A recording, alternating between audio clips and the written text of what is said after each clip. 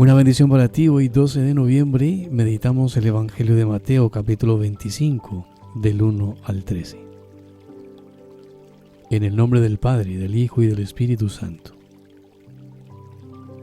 Jesús dijo a sus discípulos esta parábola. Se parecerá el reino de los cielos a 10 doncellas que tomaron sus lámparas y salieron a esperar al esposo. 5 de ellas eran necias y 5 eran sensatas.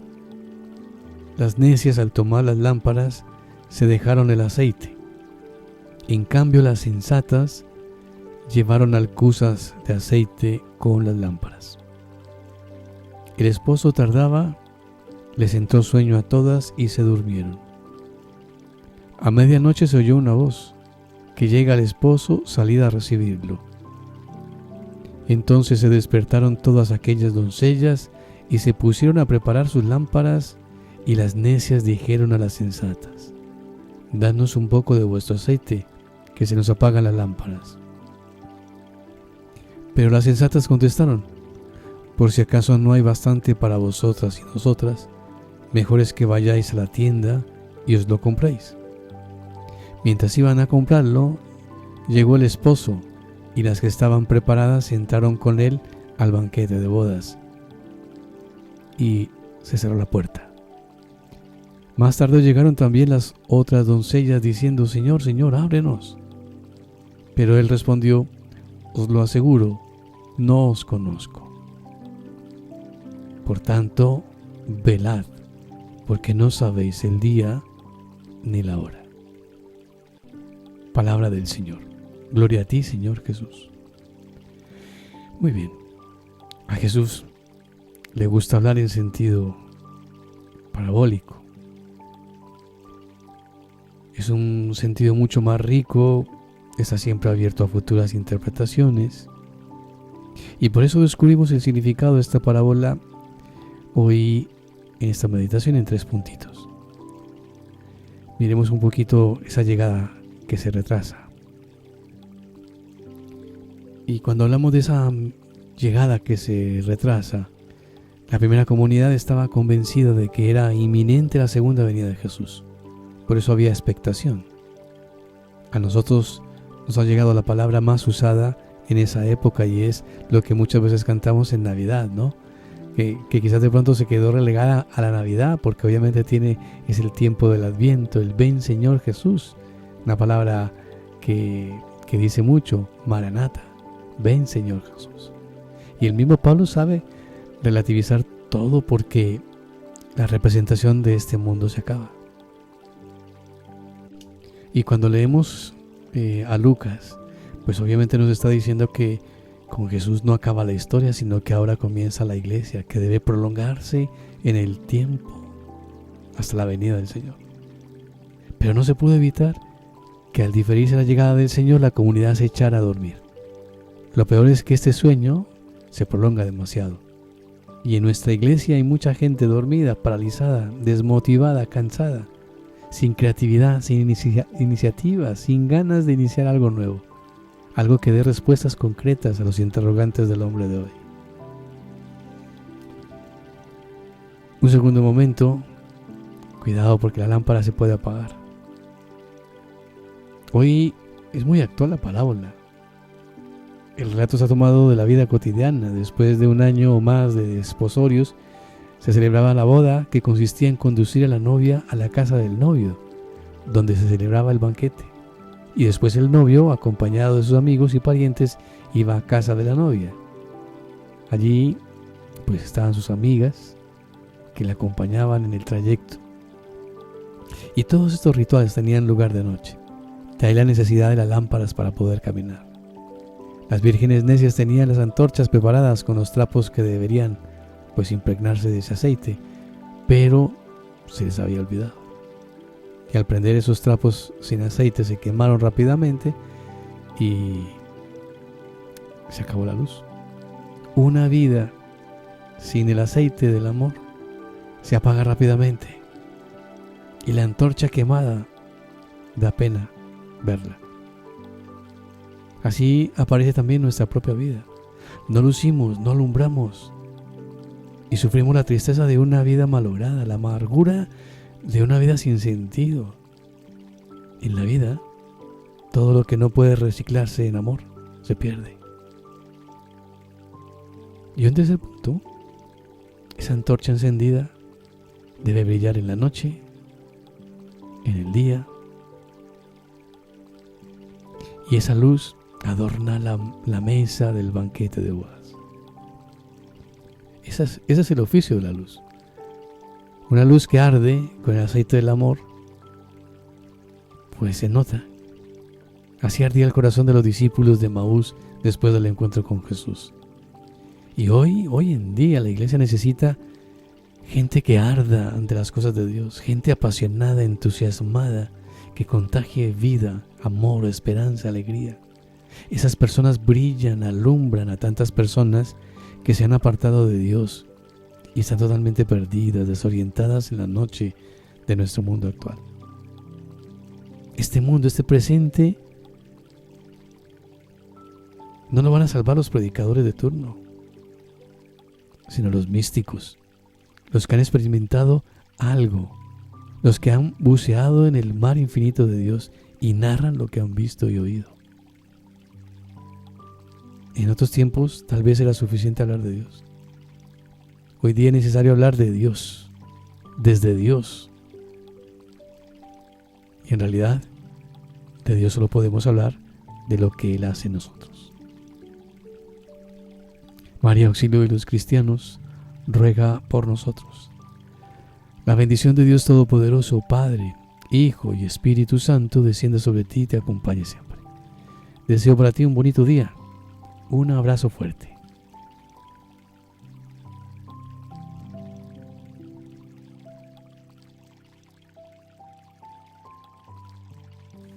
Mateo 25, 1-4. Entonces el reino de los cielos será semejante a 10 vírgenes que, con su lámpara en la mano, salieron al encuentro del novio. 5 de ellas eran necias y 5 prudentes. Las necias, en efecto, al tomar sus lámparas, no se proveyeron de aceite. Las prudentes, en cambio, junto con sus lámparas, tomaron aceite en las alcuzas. Volumen 31, marzo 5, 1933. Mi buena hija, ay, la voluntad humana. Ella hace la guerra a Dios y se hace la guerra a sí misma. Las armas que mueve contra su Creador la hieren a sí misma, y su alma queda como un cuerpo hecho pedazos delante de Dios. Cada acto de su voluntad humana la divide de su Creador, de su santidad, de su fuerza, potencia, de su amor e inmutabilidad. Sin mi divina voluntad, la criatura se vuelve como una ciudad asediada, que los enemigos la obligan a morir de hambre y a martirizarla en todos sus miembros, con esta diferencia, que los carniceros que le arrancan los miembros es la propia voluntad. No son los enemigos que la atormentan, sino ella misma. Se hace enemiga de sí misma. Si tú supieras el dolor que siento cuando veo a las almas hechas pedazos, cada acto de su voluntad es una división que forma entre Dios y ella. Es un apartarse de la belleza de su creación. Es un enfriarse del verdadero y puro amor. Es extraviarse de su origen. Es un prepararse si la voluntad se precipita en el mal grave, o un infierno anticipado, o un purgatorio si el mal es leve. La voluntad humana es como la gangrena del cuerpo, que tiene virtud de hacer caer la carne a pedazos y deformar la belleza de la criatura. Pobres almas sin mi voluntad divina, porque solo ella tiene la virtud unificadora, que unificando todo junto, el pensamiento, el deseo, el afecto, el amor, la voluntad humana, da la bella forma unitiva al alma de la criatura. En cambio, sin mi voluntad, el pensamiento quiere una cosa, la voluntad otra, el deseo quiere otra, el afecto otra, de modo que se debaten entre ellos, se pelean, se dividen. Ah, no hay paz ni unión sin mi voluntad. Falta quien ponga el cemento para reunir las partes divididas y volverla fuerte contra todos los males que pueden surgir. Por eso tu Jesús no hace otra cosa que llorar sobre las ruinas de estas, más que Jerusalén trastornadas, que en lugar de reconocer a su Mesías, lo desconocieron y le dieron la muerte. Así mi voluntad viene desconocida mientras está en medio de ellas y en ellas, y forma de sus almas pequeñas ciudades trastornadas que me obligan a repetir la amenaza, que de ellas no quedará piedra sobre piedra, porque sin mi voluntad son ciudades sin rey, por tanto no tienen ni quien las proteja, ni quien las defienda, ni quien les suministre los alimentos necesarios para hacer el bien y para no hacerlas familiarizarse en el mal. Y yo lloro sobre su suerte y ruego que reconozcan mi voluntad, la amen y la hagan reinar. Y tú ruega junto conmigo.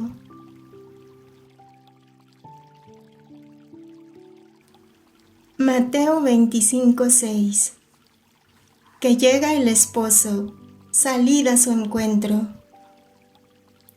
Volumen 25, octubre 7, 1928. En la noche quedé sola con mi sacramentado Jesús. Mis ojos estaban fijos en la puertecita del tabernáculo. La lámpara, con su temblor continuo, me parecía que ahora se quisiera apagar, pero después se reavivaba, y yo sentía un sobresalto en el corazón, temiendo que Jesús pudiese quedar a oscuras. Y mi siempre amable Jesús, moviéndose en mi interior, me ha estrechado entre sus brazos y me ha dicho: Hija mía, no temas, que la lámpara no se apaga, y si se apagara, te tengo a ti, lámpara viva, lámpara que con tu temblor, más que temblor de la lámpara eucarística, me dice: te amo, te amo, te amo. Oh, cómo es bello el temblor de tu te amo, me dice amor, y uniéndose con mi voluntad, de dos voluntades formamos una sola. Oh, cómo es bella tu lámpara y el temblor de tu te amo, no se puede comparar con la lámpara que arde ante mi tabernáculo de amor. Mucho más que estando en ti mi divina voluntad, formas el temblor de tu te amo en el centro del sol de mi fiat, y yo veo y siento que no una lámpara, sino un sol me está delante. Sea bienvenida, mi prisionera. Has venido a hacer compañía a tu prisionero. Los dos estamos en prisión, tú en la cama y yo en el tabernáculo. Es justo que estemos juntos. Mucho más que una es la finalidad que nos tiene en prisión, la voluntad divina, el amor y las almas.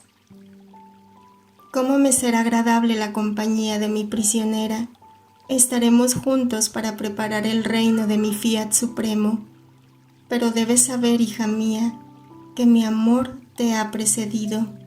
Yo me he puesto primero en esta custodia, prisionero, para esperar a mi prisionera y tu dulce compañía. Mira entonces cómo mi amor ha sido el primero en correr hacia ti, cómo te he amado y te amo, porque después de tantos siglos de prisión en este tabernáculo, no he tenido jamás una prisionera que me hiciera compañía, que me estuviera cerca. He estado siempre solo, o a lo más en compañía de almas no prisioneras, en las cuales no veo mis mismas cadenas. Ahora finalmente ha llegado el tiempo de tener una prisionera para tenerla continuamente cercana, bajo mis miradas sacramentales, y que solo las cadenas de mi voluntad divina la tienen prisionera. Compañía más dulce y más agradable no podía tener. Por lo tanto, mientras estemos en prisión, nos ocuparemos del reino del fiat divino y trabajaremos juntos y nos sacrificaremos para hacerlo conocer a las criaturas. Mateo 25:8. Las necias dijeron a las prudentes: ¿podrían darnos un poco de aceite? Porque nuestras lámparas se apagan. Volumen 33, marzo 11, 1934. Mi pequeña hija de mi querer, es verdad que quien no vive en nuestra voluntad la pone en soledad y la reduce al silencio. Tú debes saber que cada criatura es un trabajo nuevo y distinto que tenemos que hacer, y por eso nuevas cosas que decir. Y si no vive en nuestro querer, sentimos que aquella criatura está lejana de nosotros, porque su voluntad no está en la nuestra. Por eso, por parte de ella, nos sentimos solos, impedidos en nuestro trabajo, y si quisiéramos hablar, es como si quisiéramos hablar a los sordos, a los mudos. Por eso, quien no vive en nuestro querer es nuestra cruz. Nos impide el paso, nos ata los brazos, echa por tierra nuestras obras más bellas, y yo que soy el Verbo me reduzco al silencio. Ahora tú debes saber que el alma en gracia es el templo de Dios, pero cuando el alma vive en nuestra voluntad, Dios se hace templo del alma. Y la gran diferencia entre la criatura templo de Dios y entre Dios templo del alma. El primero es un templo expuesto a los peligros, a los enemigos, sujeto a pasiones. Muchas veces nuestro ente supremo se encuentra en estos templos como en los templos de piedra, no cuidado, no amado como conviene, y la pequeña lamparita de su amor continuo, que debía tener como homenaje a su Dios, se reside en ella. Sin el aceite puro está apagada, y si jamás cae en pecado grave, nuestro templo se derrumba y queda ocupado por ladrones, nuestros enemigos y suyos, que lo profanan y de él hacen masacre. El segundo templo, es decir, Dios, templo del alma, no está expuesto a peligros. Los enemigos no pueden acercarse. Las pasiones pierden la vida. El alma en este nuestro templo divino es como la pequeña hostia que tiene consagrado en ella a su Jesús, la cual, con el amor perenne que toma, recibe y se alimenta, forma la lámpara viva que siempre arde, sin que jamás se apague. Este nuestro templo ocupa su puesto real, su querer completo, y es nuestra gloria y nuestro triunfo. Y la pequeña hostia, ¿qué hace en este nuestro templo? Ruega, ama, vive de voluntad divina, suple a mi humanidad sobre la tierra, toma mi puesto de penas, llama todo el ejército de nuestras obras para hacernos cortejo. La creación, la redención, las tiene como suyas y hace de comandante sobre ellas. Y ahora nos la pone como ejército alrededor en acto de oración, de adoración, ahora como ejército en acto de amarnos y glorificarnos, pero ella siempre a la cabeza para hacer lo que quiere que hagan nuestras obras y termina siempre con su estribillo tan agradable a nosotros. Tu querer sea conocido, amado y reine y domine en el mundo entero. Así que todas las ansias, los suspiros, los intereses, las premuras, las plegarias de esta pequeña hostia que vive en nuestro templo divino son que nuestro fiat abrace a todos, haga a un lado todos los males de las criaturas y con su soplo omnipotente se haga lugar en los corazones de todos para hacerse vida de cada criatura. Mateo 25:5. Como el esposo se hacía esperar, les entró sueño a todas y se quedaron dormidas. Volumen 6, septiembre 8, 1904. Continuando mi habitual estado, mi adorable Jesús no venía. Entonces, habiendo esperado mucho, me sentía toda desalentada y temía mucho que esta mañana no viniera. Después, en cuanto vino, me ha dicho: Hija mía, ¿no sabes tú que el desaliento mata más almas que el resto de los vicios? Por eso, ánimo, valor, porque así como el desaliento mata, así el valor, el coraje hacen revivir, y es el acto más loable que el alma puede hacer, porque mientras se siente desalentada, del mismo desaliento toma valor, se anula a sí misma y espera, y deshaciéndose a sí misma, ya se encuentra rehecha en Dios. Mateo 25:9. Pero las prudentes replicaron: No, no sea que no alcance para nosotras y para vosotras. Es mejor que vayáis donde los vendedores y os lo compréis. Volumen 21, marzo 5, 1927. Hija mía, no temas, estoy aquí contigo. Lo que quiero es que jamás salgas de dentro de mi voluntad, que siempre continúes tus actos sin apartarte jamás de los confines del reino del Fiat Supremo, y esto te dará la firmeza que te asemejará a tu Creador, el cual, habiendo hecho una vez un acto, ese acto tiene vida continua sin cesar jamás. Un acto siempre continuado es solo de Dios, el cual no sufre interrupciones en sus actos. Por eso nuestra firmeza es inquebrantable y extendiéndose donde quiera, con nuestra inmensidad, vuelve sin interrupción nuestros actos, y donde quiera que nos apoyamos encontramos nuestra firmeza, que nos hace el más grande honor, nos hace conocer como el ente supremo, creador de todo, y vuelve inquebrantable nuestro ser y nuestros actos, porque donde quiera que queremos apoyarnos encontramos nuestra fuerza que todo sostiene. Hija mía, la firmeza es naturaleza y dote divina, y es justo que demos esta participación y dote de naturaleza divina a quien debe ser hija de nuestro fiat divino y vivir en nuestro reino. Así que el continuar tus actos en él sin interrumpirlos jamás hace conocer que ya estás en posesión de la dote de nuestra firmeza. ¿Cuántas cosas dice la firmeza? Dice que el alma se mueve solo por Dios. Dice que se mueve con razón y con puro amor, no con pasiones e interés propio.